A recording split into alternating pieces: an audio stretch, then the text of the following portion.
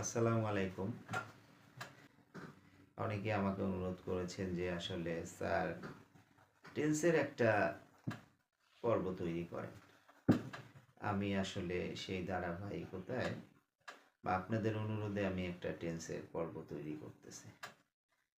আমি মনে করি টেন্স হলো প্রত্যেকটা বাক্যই টেন্স। কেন প্রত্যেকটা বাক্য টেন্স? বিভিন্ন বইয়ে লেখা থাকে ক্রিয়ার সময়কে টেন্স বলে বা কাজের সময়কে টেন্স বলে। কাজ মানে কি? ক্রিয়া মানে কি? ক্রিয়া বা কাজ হলো ভার্ব। তা আমরা যখন একটা বাক্য তৈরি করি, ভার্ব ছাড়া কোনো বাক্য হয় না। তাহলে ধরে নিতে পারি প্রত্যেকটা বাক্যই কোনো না কোনো টেন্স।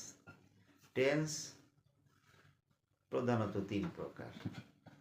প্রেজেন্ট, যা দ্বারা বর্তমান সময়কে নির্দেশ করে। পাস্ট, যা দ্বারা অতীত সময়কে নির্দেশ করে। ফিউচার, যা দ্বারা ভবিষ্যৎ সময়কে নির্দেশ করে। এই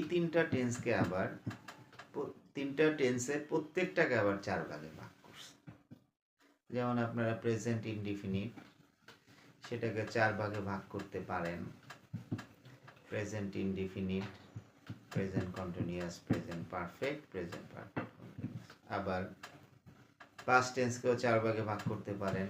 past indefinite, past continuous, past perfect, past perfect continuous.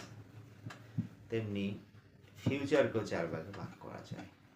Future indefinite, future continuous, future perfect, future perfect continuous. তাহলে আমরা টেন্স পেলাম কয়টা? 12টা। প্রধানত তিন প্রকার, এর প্রত্যেকটাকে আবার চার ভাগে ভাগ করলে হয় 12টি। ধন্যবাদ সবাইকে। নেক্সট ক্লাসে আমি এই টেন্সের 12টি গঠন নিয়ে আলোচনা করব। কিভাবে আমরা সহজে টেন্স খুঁজে বের করতে পারি সেটাই আমাদের টার্গেট থাকবে, এবং আমরা কোনো বাক্যে কিভাবে টেন্সের ব্যবহার করব এটা আমরা জেনে নেব। আসুন আমরা 5 ওয়াক্ত নামাজ পড়ি, কোরআন ও হাদিসের আলোকে চলি। আসসালামু আলাইকুম ওয়া রাহমাতুল্লাহি ওয়া বারাকাতুহু।